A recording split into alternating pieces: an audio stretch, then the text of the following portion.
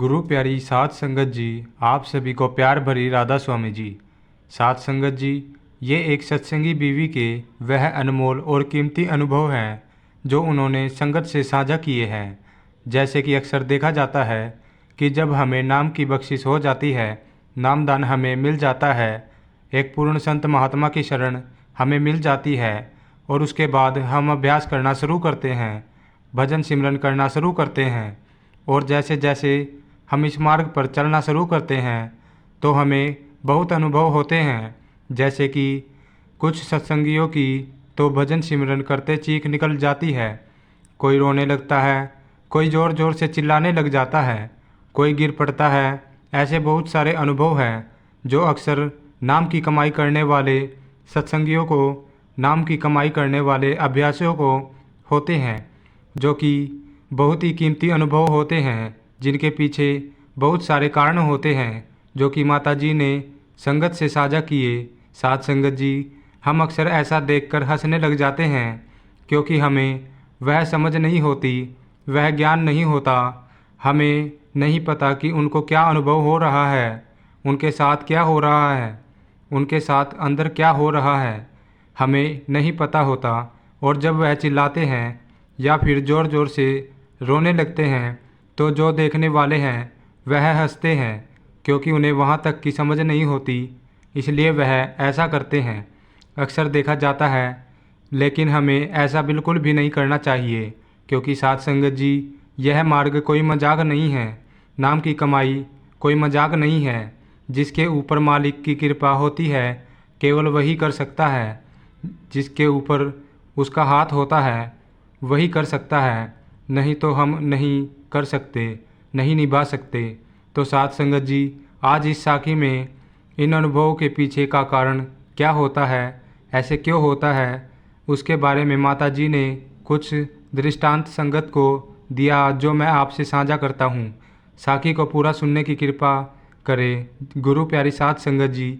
माता जी कहती हैं कि मुझे 32 वर्ष की आयु में नाम की बख्शिश हो गई थी और तब मुझे इतना ज्ञान नहीं था। मैंने केवल थोड़े ही सत्संग सुने थे, ज़्यादा मुझे ज्ञान नहीं था। जो नाम के समय बताया जाता है कि आपको इतने समय तक भजन सिमरन करना है, इतने समय तक बैठना है, कुल मालिक की भजन बंदगी करनी है, जैसा उन्होंने बताया था वैसे ही मैं करती थी।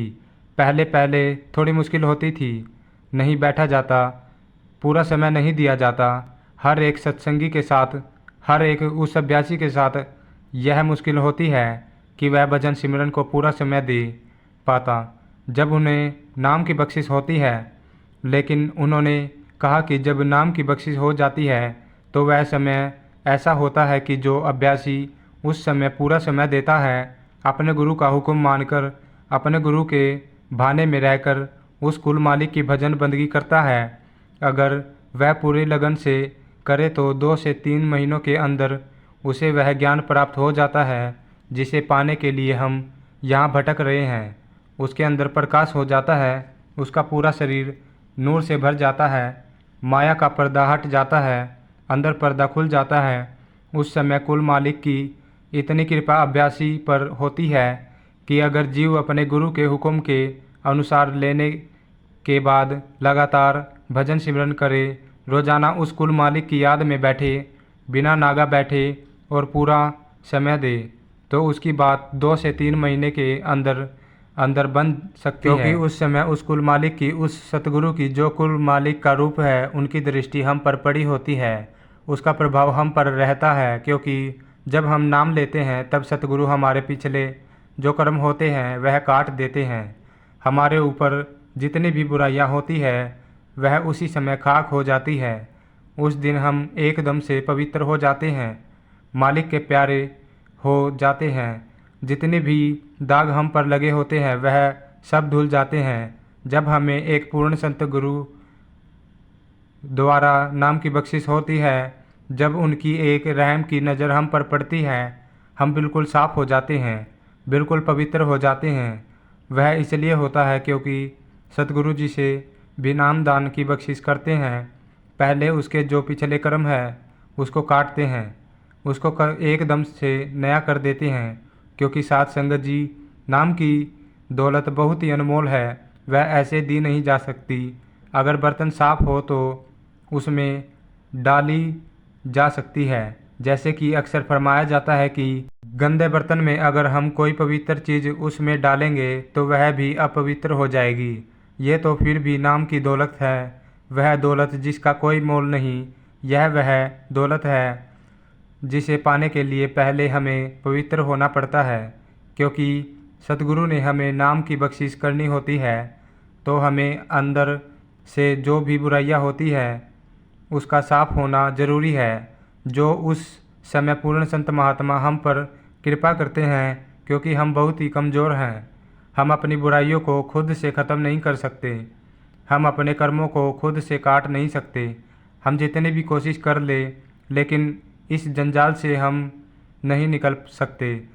उस समय केवल एक पूर्ण संत महात्मा ही हम पर एक रहम की नज़र डाले और हमारी सभी बुराइयाँ एक नज़र से ही खाक कर दे, ख़त्म कर दे। और ऐसा ही होता है। संत सतगुरु नाम की बख्शिश के समय हमारे सभी कर्म ख़त्म कर देते हैं और हमें नाम की बख्शिश कर देते हैं।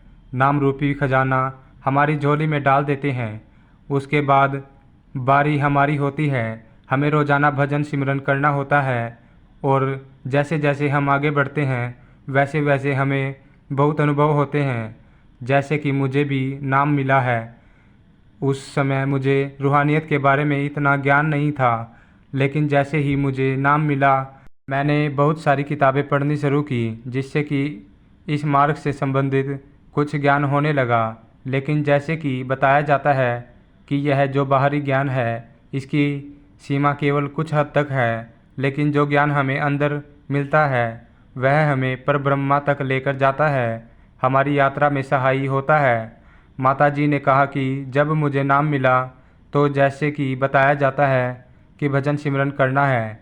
मैंने भजन की सिमरन को पूरा वक्त देने की कोशिश की, भजन सिमरन किया, लेकिन जब भी मैं बैठती थी तो जो मैंने पीछे किया है वह मेरे सामने आ जाता कि मैं क्या क्या कर आई हूँ, क्या क्या मेरे कर्म थे, क्या क्या मैंने किया था, कहाँ कहाँ मैं भटकी हूँ, मैंने क्या क्या नहीं किया। मैंने बहुत बुराइयाँ की, बहुत लोगों को दिल दुखाया, जो कि मेरे सामने आ जाता। जब भी मैं भजन सिमरन करती वह मेरे सामने आ जाता, क्योंकि साथ संगत जी बाहर हम जो भी करते हैं हमें तब तक नहीं पता चलता जब हम खुद भजन सिमरन नहीं करते, मालिक की भजन बंदगी पर नहीं बैठते। और जब भजन सिमरन का समय आता है तब वह चीज़ें इकट्ठी होकर हमारे सामने आ खड़ी होती है कि हमने क्या क्या किया है। इसलिए तो कहा जाता है कि भाई जो भी करो सोच समझ कर करो। कोई भी कर्म करने से पहले मालिक को याद करो।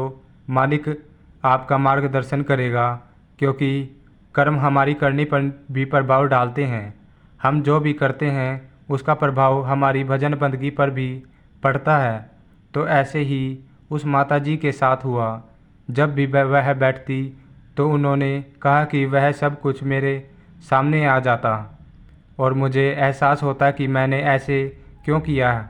और माता जी ने कहा कि मैंने ऐसा इसलिए किया क्योंकि तब मुझे रूहानियत का ज्ञान नहीं था, लेकिन जब ज्ञान होने लगा तब मैं चीखती थी, चिल्लाती थी। भजन सिमरन करते करते मेरी बहुत चीखें निकलती, बहुत ज़ोर ज़ोर से मैं रोती थी कि मैं क्या करती रही हूँ, मैंने कितना समय खराब किया, क्या क्या मैंने नहीं किया, किस किस का मैंने दिल नहीं दुखाया। वह सब मेरे सामने आकर जब खड़ा हो जाता था तब मैं चिल्लाती थी, रोती थी, लेकिन फिर भी मालिक अंदर से ताकत देता था। लेकिन आगे बढ़ो। वह ऐसा इसलिए होता है क्योंकि साथ संगत जी जब भी कोई रूहानियत के मार्ग से जुड़ता है, मालिक के नाम से जुड़ता है और नाम की कमाई करने लगता है, तब उसकी आंखें खुल जाती हैं। वह माया का पर्दा आंखों से हट जाता है, वह माया की नींद से उठ जाता है, उसकी नींद टूट जाती है। और तब नींद टूटती है जब ज़ोर ज़ोर से चीखें निकलती हैं।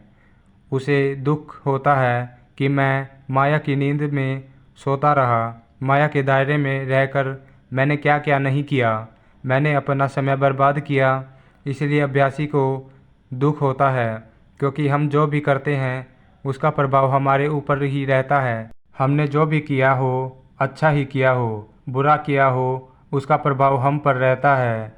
अगर हम सेवा करते हैं, मालिक की याद में अपना पूरा दिन पूरा समय बिताते हैं, तो भजन सिमरन करने में और भी आसानी हो जाती है, बात जल्द ही बन जाती है। लेकिन अगर हम दिन भर बुराइयां करते हैं, दूसरों के बारे में बुरा सोचते हैं, काम क्रोध लोभ मोह में फंसे पड़े हैं और साथ साथ भजन भी कर रहे हैं, तो इतनी जल्दी बात नहीं बनती। बहुत समय लगता है और बहुत मुश्किलों का सामना भी करना पड़ता है। हमारा ध्यान नहीं लगता क्योंकि हम जो भी खाते हैं और भी पीते हैं, जो भी करते हैं, उसका प्रभाव हमारी भजन बंदगी पर पड़ता है। तो इसलिए तो कहा जाता है कि भाई सोच समझ कर खाओ, सोच समझ कर करो, जो भी करना है मालिक ने हमें विवेक की ताकत दी है। तो इसलिए माता जी ने कहा कि मैंने भी बहुत पाप किए थे, मैंने मांस भी खाया था, मैंने बहुत लोगों का दिल भी दुखाया था, जो कि मेरे सामने आ जाता, जिसके कारण मेरी चीखें निकलती थी, मैं रोती रहती थी, लेकिन फिर भी मैंने हार नहीं मानी। सतगुरु की कृपा से आगे बढ़ती गई और आज मेरे ऊपर मालिक ने कृपा की है। वह समझ बख्शिश है, वह सोच दी है और वह ज्ञान दे दिया जिसे पाने के लिए हमारा जन्म होता है। मालिक की कृपा हो गई।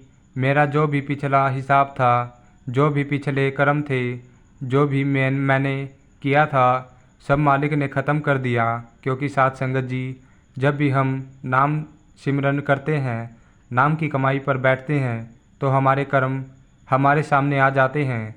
क्योंकि अगर हमारे कर्म अच्छे हों, अगर हमने किसी के साथ बुरा नहीं किया, मालिक की कृपा से मालिक के भाने में हम रहे हैं, तो हमारी बात जल्द ही बन जाती है। अगर हमने गलतियाँ की हैं, पाप किए हैं, तो हमारी चीखें निकलती हैं। जब हम भजन सिमरन पर बैठते हैं, यही कारण है कि हमारी चीखें निकलती हैं। और जैसे ही हमें नाम धुन सुनाई पड़ती है, हमारे अंदर नाम गूंजने लगता है, तब हमारे सभी कर्म खत्म हो जाते हैं, खाक हो जाते हैं। जैसे कि अक्सर फरमाया जाता है कि एक आग की चिंगारी लकड़ी के ढेर को खाक कर देती है, ऐसे ही नाम की कमाई है जो कि हमारे भारी भारी बुरे से बुरे कर्मों को खाक कर देती है। हम स्वच्छ हो जाते हैं, मालिक का रूप बन जाते हैं। तो यह बातें कहकर माताजी ने कहा कि हमें यह ख्याल रखना चाहिए कि हमें क्या क्या करना है, क्या क्या नहीं। अगर हम इस मार्ग पर चल पड़े हैं, तो हमें समझ होनी चाहिए कि हमारे सतगुरु ने हमें कौन कौन सी चीज़ों से परहेज रखने को बोला है, कौन कौन सी चीज़ों से दूर रहने को बोला है। क्योंकि साथ संगत जी, वह तो एक पूर्ण संत महात्मा है, उन्हें सब मालूम है। हम उनके आगे सवाल नहीं कर सकते कि आप हमें मना क्यों कर रहे हैं। वह कुल मालिक का रूप है, वह सब जानते हैं। हमें उनके भाने में रहना है, जो वह कहते हैं वैसा ही करना है।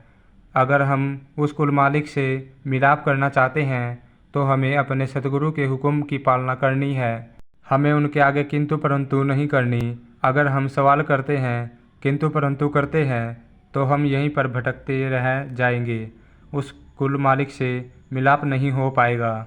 सतगुरु जो भी कहते हैं, उनकी हर बात के अंदर कोई ना कोई राज अवश्य होता है। जिस चीज़ से दूर रहने के लिए वे कहते हैं, उसमें भी कोई ना कोई राज अवश्य होता है। बिना कारण के वह कुछ भी नहीं कहते, इसलिए तो वह हमें उन चीज़ों से दूर रहने को बोलते हैं जो हमारी भजन बंदगी में बाधा बनती है। क्योंकि साथ संगत जी, जितनी साधारण हमारी रहनी सहनी होगी, उतनी साधारण हमारा खाना पीना होगा, हमारी बात उतनी ही जल्दी बनेगी। इसलिए तो संत महात्मा मांस और शराब से दूर रहने के लिए बोलते हैं कि इन चीज़ों का सेवन मत करो, अगर आपको उस कुल मालिक से मिलाप करना है।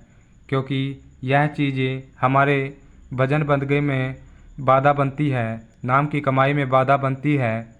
क्योंकि हम जो भी खाते हैं, इसका हमारे मन पर प्रभाव पड़ता है, बहुत ही गहरा प्रभाव पड़ता है। इसलिए तो कहा गया है, जैसे अन्न वैसा ही मन। तो हमें भी अपने सतगुरु के हुक्म की पालना करनी है, उनकी बातों को मानकर चलना है, उनके बहाने में रहना है, उनके नाम की कमाई करनी है, शब्द की कमाई करनी है, साथ संगत जी, इसी के साथ हम आपसे इजाज़त लेते हैं। आगे मिलेंगे एक नई साखी के साथ। संगत जी, अगर आपको वीडियो अच्छी लगती है तो वीडियो को ज़्यादा से ज़्यादा शेयर कीजिए और लाइक और सब्सक्राइब ज़रूर से लिख देना और कमेंट में राधा स्वामी लिखकर अपने शहर का नाम ज़रूर लिख दीजिए, जिससे कि हमें पता चल सके कि बाबा जी की संगत कहाँ कहाँ से किस किस कोने से वीडियो हमारी देख रही है जी। तो साथ संगत जी, तब तक के लिए राधा स्वामी जी।